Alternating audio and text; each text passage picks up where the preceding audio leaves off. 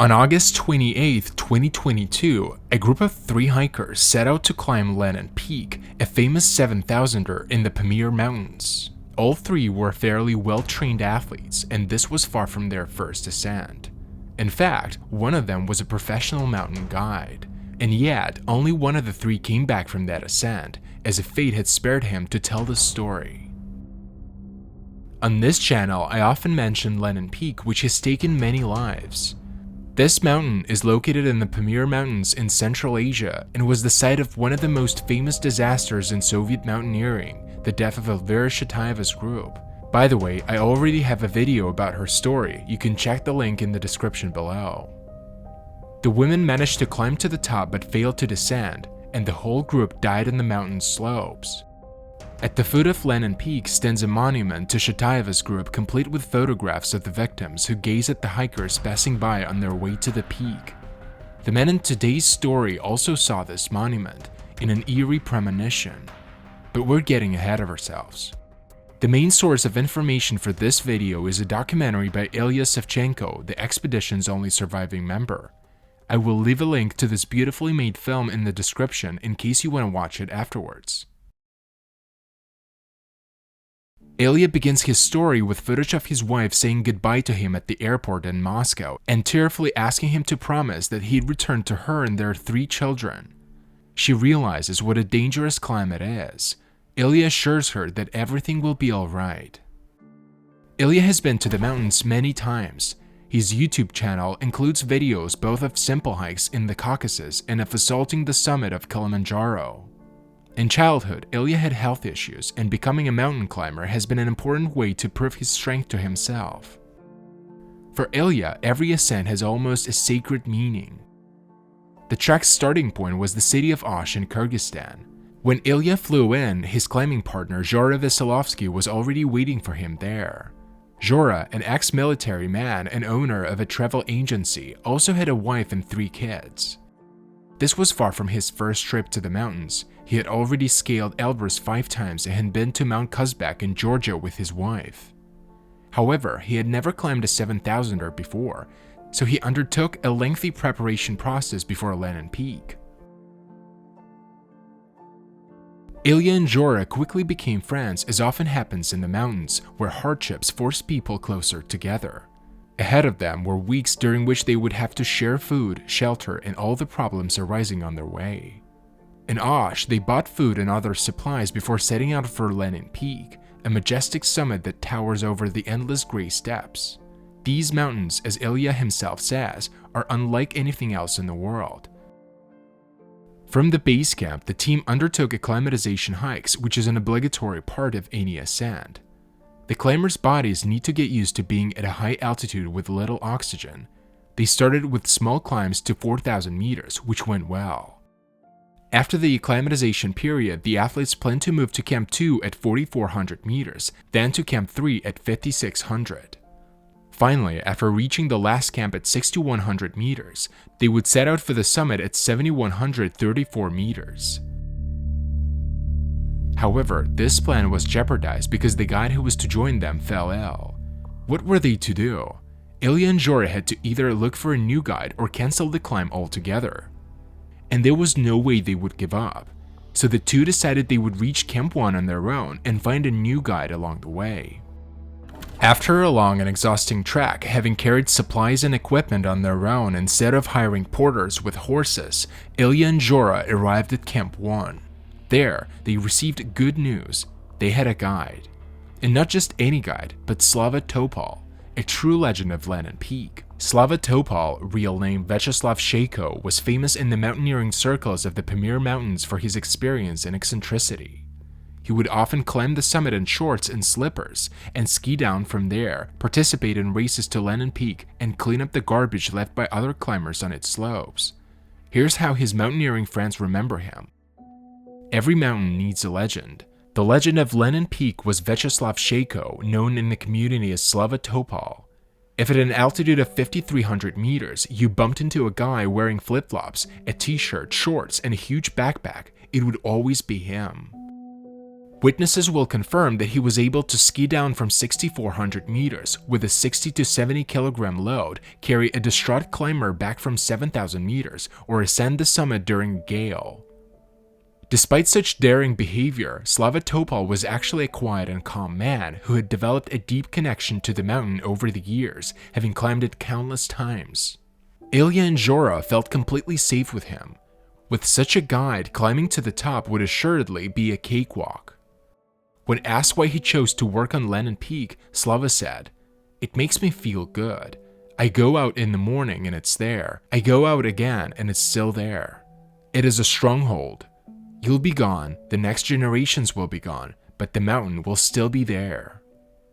This quote is a powerful answer to the commonly asked question, why do climbers continue going into the mountains in spite of the mortal danger? As we can see from Slava Topal's experience, climbers are compelled by a sense of the eternal. Having reached an altitude of over 5,000 meters, higher than the mountains that Ilia and Zhora had been to before, the team began preparing to assault the summit. A few days later, they reached a plateau known colloquially as the Frying Pan. Back in 1990, a massive avalanche on the pan took the lives of 40 climbers, marking one of the worst disasters in the history of mountaineering. Here, the sun shines hot and bright, and climbers often get the urge to take off their coats. The thin air soon made Ilia feel unwell. He attributed his state to having recently had a COVID infection, but this could as well have been a sign of altitude sickness. Nonetheless, Ilia decided to continue his journey. At an altitude of 5,600 meters, the weather turned foul with a strong wind and snow hindering their track. The guide of another group who had set out to the summit tried to talk Ilia, Zhora, and Slava out of their ascent, and they decided to go back to lower camps and wait for the weather to improve. Back at the base camp, the team had the opportunity to take a bath, warm up, and get to know each other better. Ilia recalls that he and Zhora became especially close as they talked about their lives. "I don't want to just reach the summit, I also want to descend from it," he told Ilia at one point as he spoke with great affection about his wife Diana, who also loved the mountains, and his 3 children, whom he had taught to snowboard. In the following days, the weather only became worse, so the men continued to wait for at least a glimpse of clear skies. The ascent was supposed to start on August 23rd, but soon it became clear that it was impossible, so it was postponed to August 25th. That day, the group got up at 3:30 a.m., which is a common time to start an ascent. The weather was still bad. They waited till 6 a.m., but there was no improvement. They had to postpone the ascent several more times, but the men were not discouraged from trying. It is a known danger to set out when there is fresh snow on the trail. The unstable snow increases the risk of avalanches, masks dangerous crevices, decreases visibility, and covers tents, suffocating the people inside. In short, professionals strongly recommend against climbing a mountain during a snowfall or shortly afterwards. After 6 days of waiting around in the snow, fog, and frost, the team was finally gifted a window of opportunity. At 3:30 a.m. on August 27th, Slava Topal woke Ilia and Zhora up, telling them that it was time. Overjoyed, they immediately started packing and were soon on the snow-covered trail. Above their heads was a magnificent starry sky, clear as a mountain lake. Slava walked at a brisk pace, making it difficult for the others to keep up, but there was enough adrenaline in their veins for them to keep going. Their journey was disrupted by an unfortunate accident. Ilia slipped on a rock and dislocated his knee. He took some painkillers, but the sharp pain didn't subside. Ilia faced a hard choice, either continuing to the top despite the hellish pain or descending to the base camp on his own. At this point, the group had arrived at a steep ice cliff which required roping to climb. If Ilia did somehow manage to climb it but decided to descend afterwards, that would mean turning back for the whole team, since a person cannot pass that cliff on their own. Ilia had to make a decision. Turning back now seemed to be the most obvious choice, since it would allow him to properly heal and try scaling Lenin Peak some other time. Seeing that Ilia was having doubts about this, Zhora offered to join him on the way down, while Slava said, "You know your body better than anyone. No one can decide for you." In the end, Ilia decided to go down on his own. Video footage shows him wishing Zhora and Slava good luck with their ascent. Ilia didn't yet know that this would be the last time that he would ever see his new friend Zhora Veselovsky and Lenin Peak legend Slava Topal. Nor did he know that the unfortunate rock that he had slipped on actually saved his life. On his way back, Ilia felt disappointed. The peak had been so close. However, he understood that it was important to pay attention to health and to the weather and didn't want to underestimate the risks. Mountains punish pride and foolhardiness harshly, as so many tragic climbing stories over the years have shown us. The following events were reconstructed using eyewitness accounts and footage from Zhora's phone.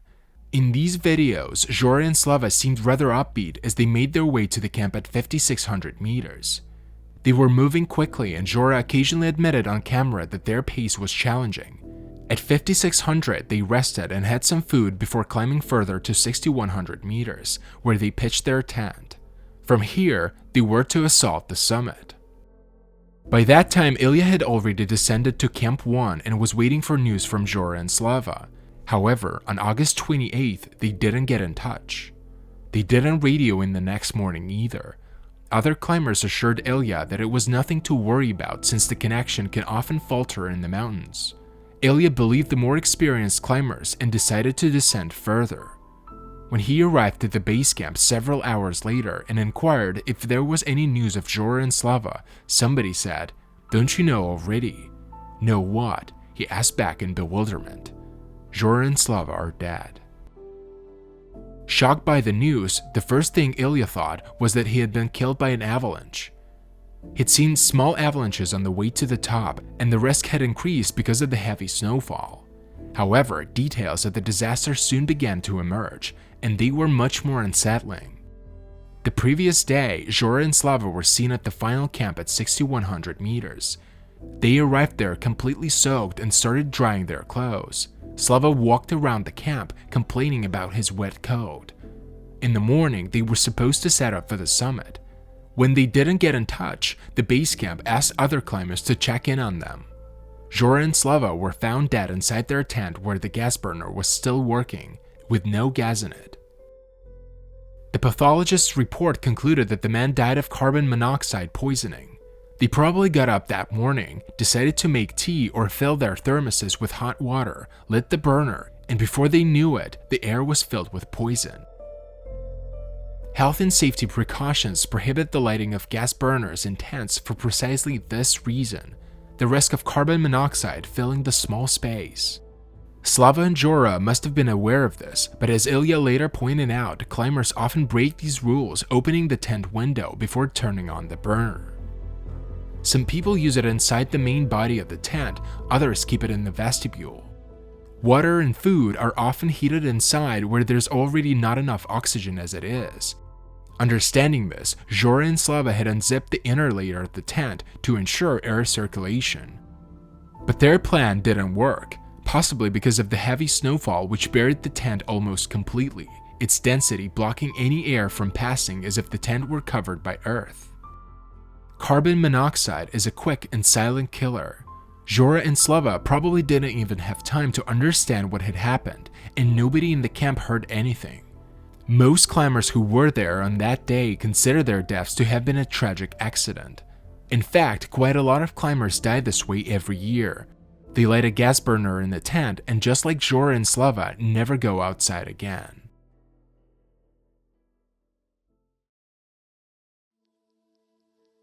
An expedition later retrieved Zhora and Slava from the camp, having to make 2 climbs in order to hold back their bodies from such an altitude. A year later, Ilia Savchenko, the only survivor, made a short documentary about the ill-fated climb, showing the spirit of his teammates, the cheerful, kind Zhora and the strong, daring Slava. Ilia asked Zhora's wife to talk about him for the film, but she refused. A year later, she is still devastated to the point that she can't look at pictures from the ascent or even talk about her husband. In his film, Ilia comes to the conclusion that his teammates died as heroes and would be proud of themselves in spite of everything. But people commenting on the documentary ask a reasonable question: is leaving their family behind something a true hero would do? Is it moral for somebody with a wife and 3 children to take such risks? I also find it difficult to support Ilia's conclusion, and I believe these questions are warranted. And I'll be glad to read your opinions in the comments below. I find that there is only one lesson to be learned from today's story. No matter how well prepared a climber is, mountains can be deadly. But dying in an avalanche or falling into a crevice are deaths that, while tragic, are understandable and in a way even expected. It's a risk that a climber must be prepared to take. But being poisoned by gas in one's tent is just a tragic mistake. Or is this a game of fate which likes to have its way with the adventurous and the reckless? And what do you think about this story? Leave a comment down below. And as always, stay safe.